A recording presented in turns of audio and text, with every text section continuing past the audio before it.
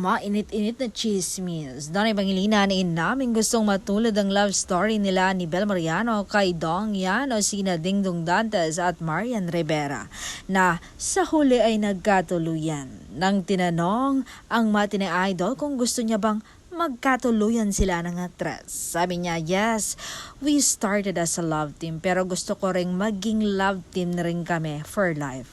Gaya kina Kuya Dong and Ate Yan na nagkatuluyan talaga. Kasi swak na swak kami ni Bel, para kaming clay kahit sabihin mong magkaiba kami ng shape pero kapag pinagsama mo, magbumold siya into one shape.